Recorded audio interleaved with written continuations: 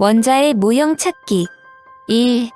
원자의 성질에 관한 이론이 어느 정도 정립되자 학자들은 미소 세계에 대해 더욱 궁금해하기 시작했다. 그것은 원자가 어떻게 생겼는지를 알아내는 일이었다. 1903년 일본의 도쿄대학교에서 나가오카 한타로 나카오카는 토성 원자 모형을 발표했다. 하지만 양전하가 중앙에 있고 그 주위를 전자들이 고리 모양으로 돌고 있는 토성 원자 모형은 역학적 불안정성 때문에 발표되자마자 심한 비판에 부딪혀 폐기되었다. 전하를 가진 전자가 원자 내에서 궤도 운동을 한다면 전파를 발생하게 마련이며 결국 순식간에 에너지를 잃고 핵으로 떨어지고 만다는 설명이다. 톰슨은 그가 발견한 전자와 수소이온을 바탕으로 1904년에 원자의 모형을 제시했다. 이 당시 이미 전자의 실체가 알려졌고 천연방사능의 연구에 의해 원자에서 음전하를 띤 전자와 양전하를 띤 양성자가 방출된다는 사실도 알려져 있었으므로 원자가 전자와 양성자로 이루어졌다고 가정하는 것은 매우 자연스러운 일이었다. 그러므로 톰슨의 모형은 양전하가 고루 퍼져 있는 입자에 음전하를 띤 전자가 여기저기 박혀서 전기적으로 중성인 입자를 이루는 것이었다. 즉 원자는 전자들이 그 속에 여기저기 박혀있는 물렁물렁한 고체로 생각되었다. 보완되는 원자 모형.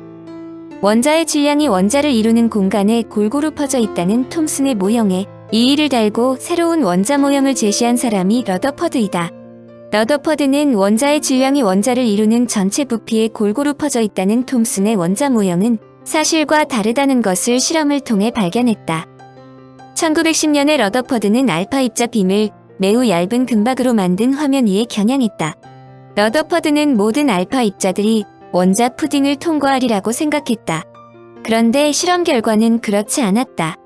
1만 개의 한계골로 알파 입자가 거꾸로 튀어나왔다. 러더퍼드는 큰 충격을 받았다.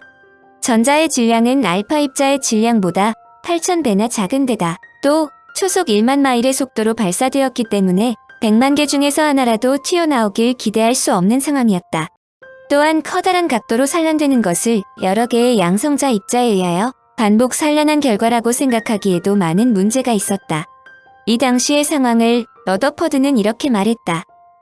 그것은 내 생애에서 일어난 일 중에서 도저히 믿을 수 없는 사건이었다. 그것은 15인치 포탄을 화상지에 대고 쐈더니 튀어나와 포탄을 쏜 사람을 맞춘 것과 같다. 그는 실험 결과를 설명할 방법을 드디어 찾아냈다. 원자의 대부분의 질량은 아주 작은 부피에 모여 양전하를 띠고 있고 그 주위를 음전하를 띤 전자들이 둘러싸고 있다면 금박을 이루고 있는 원자들이 알파 입자를 산란시킬 만큼 충분히 단단할 것이라고 추정했다. 그리고 8,000개의 입자 가운데 약 1개만이 도로 튀어나왔기 때문에 이 핵은 원자 전체보다 약 8,000배는 작은 것이 틀림없다. 원자의 나머지는 빈 공간이어서 다른 입자들이 통과할 수 있었던 것이 틀림없었다. 러더퍼드는 1911년 일본의 물리학자 한타로에게 자신이 생각한 원자 모형을 다음과 같이 설명했다. 저는 이런 원자를 생각해 보았습니다. 중심에는 전하량이 N이 즉 전자 2의 정수 N을 곱한 것이 있고 그 주위를 반대 전하가 둥그렇게 감싸고 있습니다. 원자 반경에 해당하는 두께만큼 감싸 있는 것입니다. 러더퍼드는 한타로가 1903년에 주장한 토성 모양의 원자설을 인정하는 의미로 보낸 것이다. 러더퍼드가 생각하는 원자 모형과 유사했기 때문이다. 한타로는 한가운데 양성을 띠는 핵이 있으며 그 주위를 전자들이 토성고리처럼 궤도를 따라 돌고 있다. 한타로와 러더퍼드가 다른 것은 러더퍼드는 핵이 매우 작다고 생각한 반면 한타로는 상당히 크다고 생각했다. 러더퍼드는 알파 입자가 산란하는 실험을 통해 핵의 크기가 텅 빈 원자의 한가운데 찍힌 전만하다고 확신했다. 추후의 실험에서 원자 핵은 원자 지름의 약 10만 분의 1밖에 되지 않는다는 사실이 밝혀졌다. 보다 정확한 표현은 지름 10-15승미터인 핵이 지름 10-10승미터의 전자 구름 속에 박혀 있어서 마치 종합운동장 가운데 모래 한 알이 있는 것과 같다. 여하튼 러더퍼드는 이런 결론을 토대로 원자 전체에 비해 아주 작은 크기를 가진 핵에 원자의 질량 대부분이 몰려있고 나머지 부분은 거의 진공으로 되어 있으며 이곳에서 전자가 원자핵을 돌고 있는 태양계를 축소한 것과 같은 새로운 원자 모형을 제시했다. 러더퍼드의 원자 모형은 엄밀한 의미에서 한타로의 토성 원자 모형을 다시 부활시킨 것이다. 그의 원자 모형은 원자핵의 존재를 최초로 제시한 것으로 그는 원자핵이 가지고 있는 전하량이 그 원소의 원자 번호의 수와 비례한다는 것도 밝혔다. 그러나 그의 모형도 전자기하학적인 입장에서 보면 중대한 결함을 갖고 있었다. 전하를 띤 입자가 가속도 운동을 하면 전자기파를 발생시킨다는 것은 잘 알고 있었다.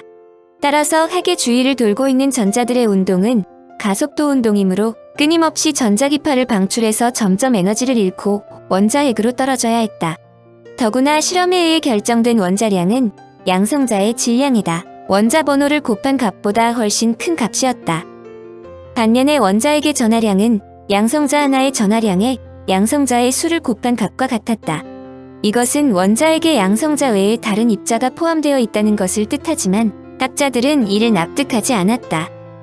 러더퍼드는 라듐으로부터 방사되는 방사선의 성질을 연구하여 이것이 알파, 베타, 감마 세 종류의 방사선을 포함하고 있음도 밝혔다.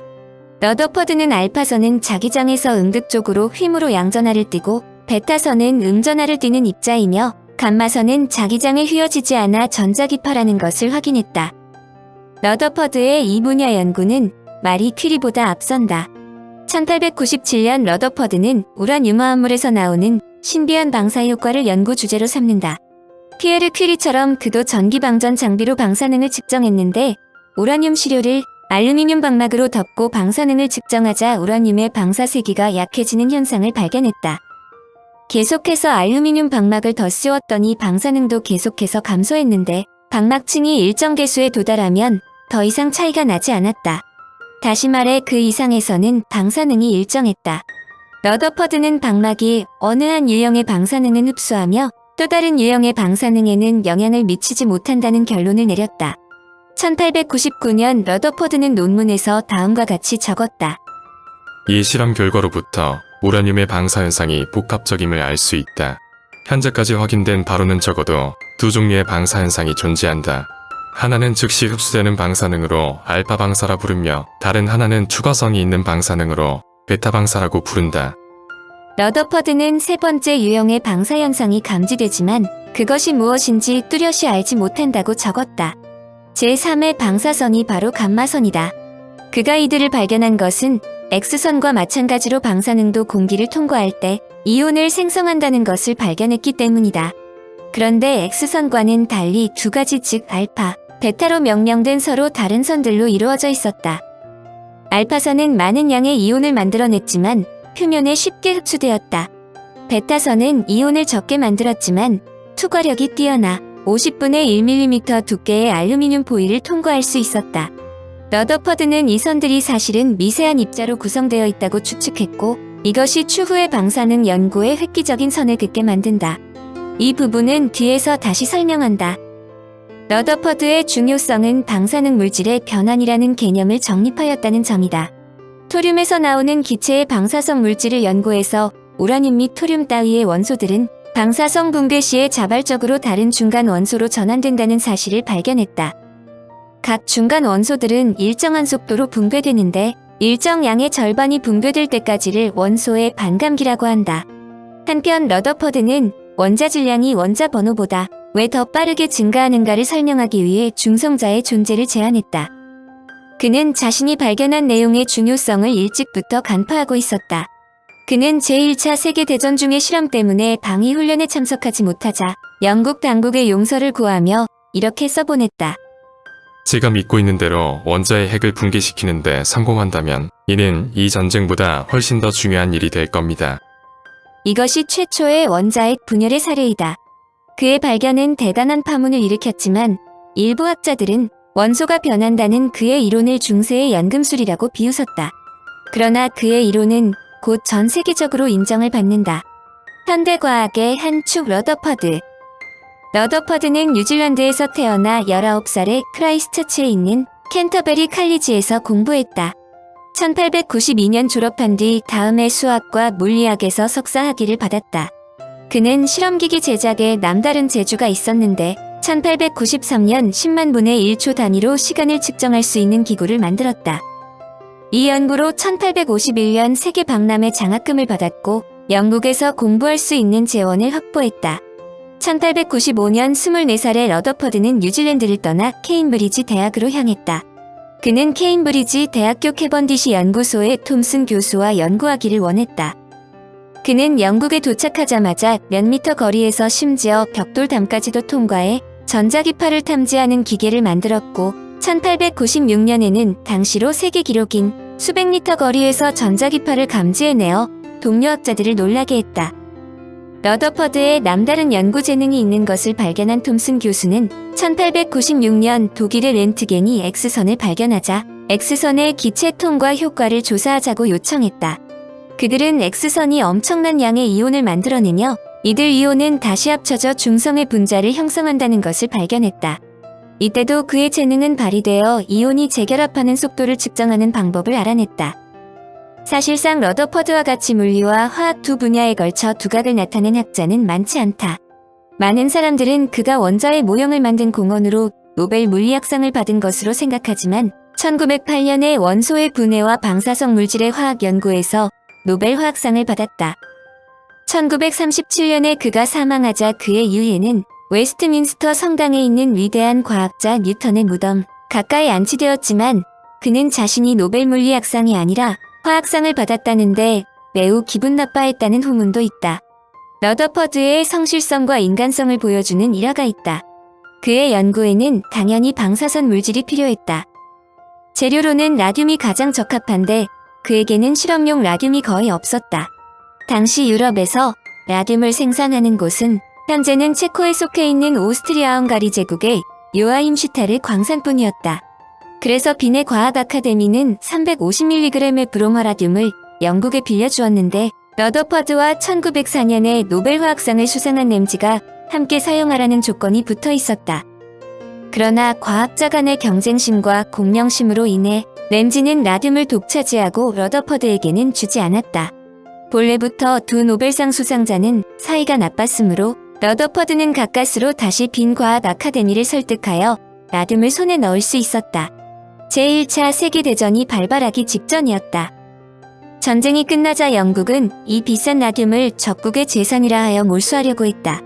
이를 반대한 러더퍼드는 정부를 설득하여 당시에 합당한 값으로 구입하였다. 패전국인 오스트리아의 빈 연구소는 한때 파산 상태에 빠졌는데 이 돈으로 재개할 수 있었다. 러더퍼드가 1937년 10월 19일 66세의 나이로 케임브리지에서 사망하자 웨스트민스터의 뉴턴 옆에 묻힌 것도 우연은 아닌 셈이다. 그런데 러더퍼드가 어려서 매우 가난했다는 것을 아는 사람은 많지 않다. 러더퍼드는 1871년 뉴질랜드의 시골 넬슨의 스프링그로브에서 태어났다. 그는 제임스 러더퍼드와 마사 러더퍼드의 12명의 아이 중 넷째였다. 형제 자매가 12명이나 되어 어려서부터 집안을 돕지 않으면 안 되었다. 그러므로 그는 마을 입구마다 어떤 일이라도 수업 시간이 끝나면 일을 할 수 있다고 광고를 붙여놓고 틈이 나면 책을 보려고 항상 호주머니에 책을 넣고 다녔다. 다행하게도 성실한 그에게 많은 일감이 들어와 집에 많은 도움을 주었는데 어느 날 선생님이 그를 사무실로 불렀다. 내가 학비를 마련하려고 많은 일을 도맡아 하고 있는 것을 선생님은 잘 알고 있으며 또한 너의 자립정신에 탄복하고 있다. 그런데 이런 것을 생각해 보았느냐? 내가 학비를 버는 것은 바로 지식을 배우려고 하는 것인데 지금처럼 온종일 일감을 맡을 생각을 하지 말고 공부를 열심히 하면 장학금을 받을 수 있지 않겠니? 너는 어째서 공부할 생각을 하지 않느냐? 사실 러더퍼드가 학교를 끝내자마자 일을 해야 했으므로 수업 시간에 졸기 일쑤였다. 당연히 성적도 좋지 않았는데 선생님의 말은 그에게 큰 용기를 주었다. 그는 학기 말 시험에서 1등을 하고 장학금을 받았다. 그때 그는 초등학교 4학년이었다. 그 후 그는 계속 장학금으로 학교를 다닐 수 있었고 결국 과학 분야에서 세계 최고봉에 오른 것이다. 그의 초등학교 시절은 1870년대 말이지만 현대에도 같은 이야기를 할 수 있을 것이다. 많은 일을 하여 학비를 보탤 수는 있었지만 성적이 나쁘다는 것은 본말이 전도된 것 아닌가? 그는 추후에 이렇게 말했다. 나는 자기 코끝 아래의 작은 일만 챙기는 사람보다 더 슬픈 사람은 없다고 생각한다.